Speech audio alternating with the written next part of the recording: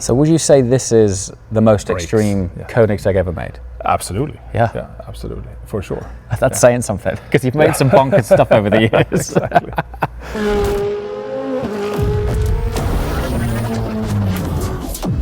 Sade's Spear takes the already ballistic Jesko Attack platform and dials it way up to 11, capable of 1,625 horsepower from its twin-turbo flat-plane crank V8. It's 35 kilos lighter, breaking the legendary 1-to-1 power-to-weight ratio, and it already beat the Jesko Attack at the Gotland Ring by 1.1 seconds. But it wasn't easy to get there. So one of the things that's really interesting me the most is Jesko as a platform. It's so extreme anyway. What were the challenges getting any more out of it? Well, it's a very good question. And do we need anything more extreme than a Jesko Attack? When you drive that, you say absolutely not. Yeah. However, You had an idea. new tires came along, as happens. We kind of build our cars off of what the tire is capable of and what it allows us, and then we maximize that. And these are next generation tires. They're a little bit wider. They have a higher load rating, so we were suddenly allowed to add more downforce. When we have more downforce, we can have more cornering grip and so on. So then we added aero, and when we have aero and more grip, we need to modify and tweak the suspension. And when we do that, so we can get more power and braking to the ground, we could also add more power, keeping the same control. And we could do that by increasing engine cooling and increase the air intakes for the engine. And one thing leads to another, this and that. And then we managed also, for the first time in a long time, in a modern homologated crash-tested car, install 6-point racing harnesses in as a standard equipment together with the 3-point harness. And that drove the interior changes a bit to not have the shifter, and it's just a track-focused steering wheel setup to save a little bit of weight and go a little bit more minimalistic there. So even though we kind of add and reinforce and kind of add capabilities, it's still a little bit lighter and more powerful.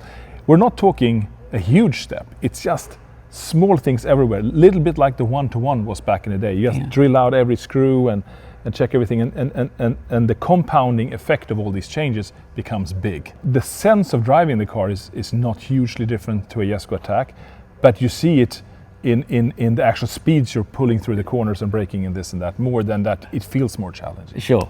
So you've sort of proven this now at the Gotland Ring. Correct. And you're 1.1 seconds faster Yes. than the Jesko Attack. And this, we were there for like 1.5 days just filming. You're just getting warmed up. And it was the first time we had it on a track or outside the factory. This is very early days for the Sadr Spear. So we're still learning the setup and learning how to actually drive on that track with the car and so on. Okay. So there is more in it than that. But still, that time, it's a decent length track, but it's not crazy. No. 1.1 without too much effort. Exactly. It's massive. It's like a first shot at it. It's a big chunk of time. Yeah, and we did not strip it out. I mean, it's still got the auto skin system. Okay. It's still got amplifiers and 8 speakers.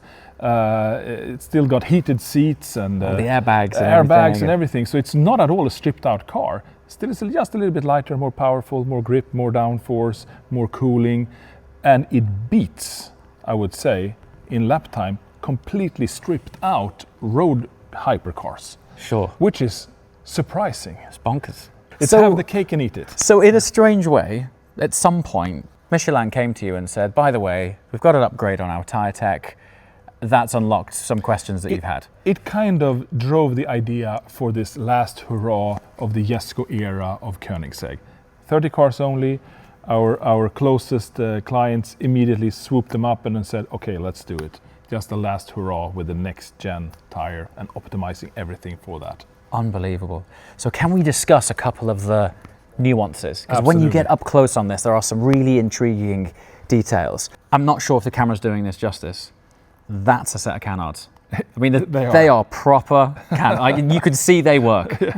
They do.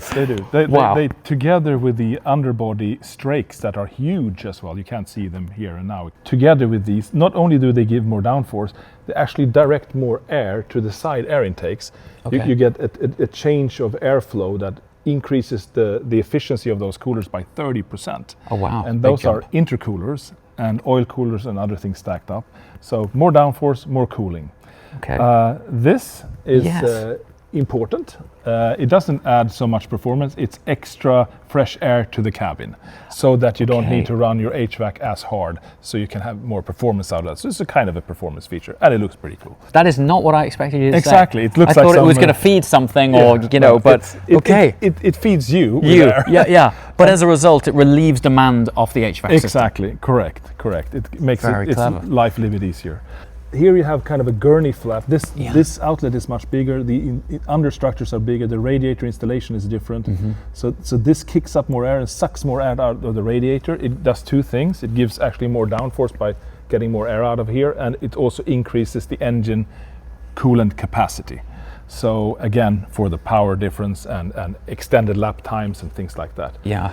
Again, more extraction. Yeah, these are a through the lot wheel. more aggressive than Exactly. on a... Did I ever expect to say a standard Jesko Attack? But dare I say it, on a Jesko Attack, even these are more pronounced. Exactly, and we had to also make them more pronounced because the circumference of the tire is a little bit bigger, taller, and it's also a little bit wider. So if you look here, this is actually slimming down over here. This is thinner here to be able to fit these bigger tires that are now fitted to Aircore carbon fiber vortex generating turbine wheels. So these literally extract air. They do, and we came up with this idea of a wheel on the Agera R, where we also had turbine wheels, and they worked really well. You get more brake cooling and more downforce, but you have to make them unique to each corner, because front and rear is of course different size, and left to right you need the blades in different directions. So you need like 4 set of carbon fiber wheel tools and layups and everything for only 30 cars, so it's insane. What, they're individually different? Each wheel, yes, correct, because they have to be mirrored. So You don't make life easy for yourself, do you? Crikey. It's an extra effort. If we talk about percentage, maybe 25-30% better brake cooling, but also aids for downforce because we're extracting air from underneath the car. That's huge. 20 to So it's a 30% win-win-win. big. Exactly. Okay. And then we have new brake discs, layered ceramic discs with new brake pad material. So more initial bite and even less fading. And we need that for the extra grip that we have. So we With can that massive new dissipate. front end you've got there. Exactly. So this drives, of course, different spring ratios, which drives different damper settings, which drives different triplex settings, which drives different anti-roll bar settings. Okay. So yeah, all of that is So reworked. every component has had a knock-on with every other component. Starting from the tire patch and onwards. That's where it starts. That is honestly, the last thing I expected you to say was that effectively the tyre tech has enabled you to do something that you've probably had in the pipeline for some time, but were always historically limited. Yeah, to we are building downforce to what the tire can do, and that, and then the allowance of that with a compound that results in a certain grip level, then dictates the rest we can do or not. Speaking of the rest, that's a serious wing. It's pretty brutal, yes. It's the biggest wing we've ever made, probably. Yes, yeah. I mean, that wouldn't look out of place on a Boeing, would it? That's pretty serious. It's about 1.5 kilo lighter than the Jesko Attack wing, because here it's actually molded in it's a biplane or dual section wing, but it's made in one piece, hollow air core. So it's actually lighter but bigger and gives more downforce. It's more squared off because we have the more squared off rear end aching into an absolute. So you have kind of mixing these two together. And then you have this extra air scoop for more gearbox cooling. There's an option for a roof scoop as well, if you don't mind not seeing through the rear window. That saves a little bit of weight because you remove glass as well. How far up will the roof it goes scoop up go? just up to the Satterspear logo there, and then a bespoke. It looks almost like a standard piece. This Chimsol third brake light. Yes. But it's actually custom. There are no standing road legal brake lights around that you could buy from Hella or anything that you might otherwise consider for a racy low volume car like we've seen on many of these low volume cars. So you've had to... We made that. And well. globally homologate. And globally homologate. Of course, like we do with all our other lamps, but that's a typical piece that one would maybe try to find something. For 30 cars? For 30 cars, correct, yes. I know it's a little bit nerdy, but I can't actually convey to you what a massive pain that is. And it looks pretty cool. I mean, It looks it's a very simple cool. thing, but it looks pretty cool. Yeah. And there are just no standing up ones, and we wanted that, so. Really? You That's just can't find not that you want to use an off the shelf, but there's nothing no. that you could put vertical. Exactly, yeah. So That's crazy. Yeah. So bearing in mind that all of the tooling on this is for 30 cars. Exactly. That's it. Yeah, that's what makes them, the development, the testing, the setup, the tooling, already based on extremely low volume bespoke stuff, makes it cost a penny, I guess. For sure. Okay, so while we're standing at the rear, it is evidently got a lot of absolute going on here. How much of that is from a functional point of view versus just taking design language which existed? So what's interesting is that combining the learnings from the absolute, let's say, rear end of a car Yes. with the downforce learning of the attack, combining that with the new capabilities of the tires, we ended up with lower drag and more downforce than an attack. So less resistance and more downforce. Wow. So even though you've got more downforce, in terms of drag, it sits between an attack and You an could absolute. say that, yes. It's closer to an attack than absolute because the absolute is slippery like there's no tomorrow. Sure. But it's less than an attack and more downforce. While we're looking at this particular unique design item Yes. here, it's probably a good time to touch on the meaning behind the name. Exactly. So you caught on to that. Looks a bit like a spear, maybe. Yeah. It looks So awesome. maybe that's the one thing that probably did not add aerodynamic Okay. benefit, but we could not do it when we It thought just about looks so good. And so the Sadr spear, Sadr was a horse, and I Okay. guess the son of Sadr was spear. So it's Sadr's spear, the son Okay. of Sadr. I see. Okay. And it was the horse that Jesko rode his last Jockey Gentleman race in 1976. Okay. And we thought, as it has a relationship to that model, Yes. and it's the last hurrah, only 30 of them, we thought it was a good name for this project. Interior, still sympathetic to Jesko as a platform, Yes. but available with a 6-point harness. 6-point harness. We have a different layout of the seat cushions, different stitching patterns and so on. We have a removable headrest for helmets, Oh, so you can snap that out easily. And then we don't have the shifter in the center because you don't really need that for track driving. Sure. So we have simplified it and put the key holder there instead. Wow. And yeah, a little bit changes to the seat structure, but most importantly, That's the most elaborate seatbelt tensioner I've ever seen. it's pretty nice. It's bit pretty cool. shiny, but Look yeah. at that. Yeah. Have you ever seen a seatbelt holder like that? It's probably, was that 3D printed from? Like... It's machined aluminium. This one. And so this now sits in the center. It sits in the console. center. As we didn't have a shifter there anymore, we felt that why not put it there so you can enjoy it even more. That's very cool. It's interesting hearing you specifically talk about when you're on track. So you have designed this as a track bias road car. Yes, I mean it's absolutely amazing on the road, but it's the most track focused thing we've ever made. It's even stiffer, more downforce, lighter, more power, 6-point harness, all of these aspects that makes it a track weapon. So if still you- full robotized auto skin, as it were. Yeah, so we didn't even remove these things that you can say add a bit of weight, like stereo amplifiers, robotized Yes. bodywork, or even electrical seats. So Okay. given its track performance with all these creature comforts intact, that's just unbelievable. I can't even understand in the end how that's possible, that it can do what it can do with all those things on board. That it's like penalizing yourself for a track time, right? Sure. or a lap time. Was it ever a chat to remove them? Yes, There was a thought. Yes, but that it brings a lot of other aspects removing it. Right. And they're so unique to our Koenigsegg brand. Sure. And we're always about having the cake and eat it. Right. Okay. So it's like, okay, it's a bit of a handicap, but let's Yes. see if it can be done anyway. Anyway, wow.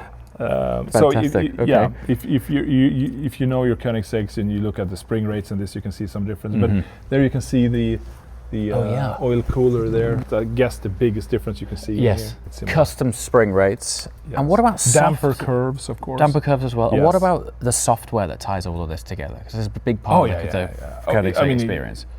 hundreds of hours of software tuning compared to the ESCO. Really? To make Wow. this all come together. And I mean, we have the robotized bump and rebound control. So if you put it in the softest setting, you go up a little bit, you go off your polymer spring rate increasers, it's very comfortable still. It's a little bit stiffer than the other cars, but Sure. still very, very usable. For anyone who might be just tuning into this totally blind, could we do a quick recap on the gearbox as to, Sure. as to what it is and how it works? Because for me, even today, I'm still blown away by it. Well, it's one of the things I'm the most happy that we dared to do, because it was completely uncharted territory. It was an idea that deviated from anything else out there. It enabled us to remove the clutch and flywheel from the engine, making it rev happy like a motorcycle engine, the fastest production revving engine in the world. But on top of that it can shift so fast from one gear to another and from one gear to any other, due to the fact that we don't have dog rings or synchros. We have 3x3 gear pairs with a small hydraulic clutch on each one of them, instead of synchros that we can open and close in milliseconds and slip over each other, and compounding gears into seamless instant shifts that never been experienced before in the smallest, lightest package ever seen, freeing up that free revving engine, and everything is just glorious. It never gets old. It's the coolest thing. It's so wild, and when you feel it as well, it's got so much, like, it feels like rifle bolt. You know, it's got so much tactility and feedback to it. And It's then when you just cruise awesome. around town, it's just it's pretty silky it's chill. smooth. Yeah, it's really it's chill. like unbelievable. It makes you think when you experience it, like, why are there other types of gearboxes? Well, because this just didn't exist. Yeah. And now we're the only ones doing it. And it's so many aspects to make it do what it does. It's like, if we would have known what we know now when we started out, we would not have believed the things we had to go through to make it come together. And as a result, the packaging is wild. tiny. I mean, you see where the Well, it's in the circumference of the wheels. it's far beyond. This mean, is it's just crazy. the cover. That's the gearbox. in Yeah. here. It's like almost halfway in through the wheel. It's just unbelievable. I mean, just for some context, if you look in the back of a traditionally packaged supercar, like something like a McLaren 720S, if you look at the rear of that, the back of the gearbox housing is where your exhaust It's is. somewhere here around. Yeah, here. yeah, it's like right here. And that's a lug of weight swinging around. It's a big weight. So this, what this does for the mass center is just incredible. In a world moving towards silence and restraint, Koenigsegg builds this, a 1,625 horsepower celebration of engineering, noise, and unapologetic speed. It's lighter, louder, sharper, quicker, and above all, it's a reminder that emotion still matters. Seda Spear isn't just a car, it's Koenigsegg's answer to the question, what if we went further? And now they have, who's gonna catch them?